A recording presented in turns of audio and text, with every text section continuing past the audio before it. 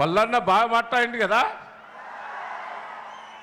మీకు తెలియదు అసలు జనగాం జిల్లా మీద అందరికంటే ఎక్కువ ప్రేమ కేసీఆర్ గారికే ఉంటుంది. ఎందుకంటున్నా అంటే నేను చేర్యాల జనగాం జిల్లాలో కలపండి అని సార్ని రిక్వెస్ట్ చేసిన. ఏమన్నాడు ఎరికైనా, నువ్వు చేర్యాల ఒక 4 పేర్లు చెప్పు అన్నాడు.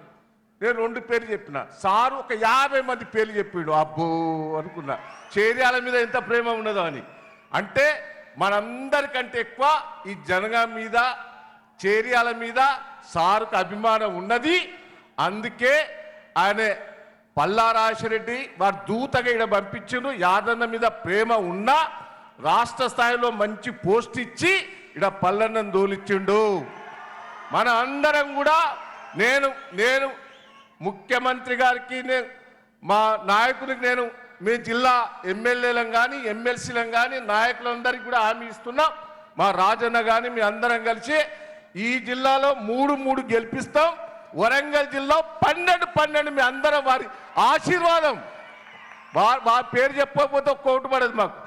వారి ఆశీర్వాదంతో కష్టపడి 12 గెలిపించే ఏర్పాటు చేస్తామని కూడా ఈ సందర్భంగా సత్యవతి గారు కూడా ఉన్నారు. వారు మహబాద్ జిల్లా, భూపాలపల్లి జిల్లా, ములుగు వారు చూసుకుంటున్నారు.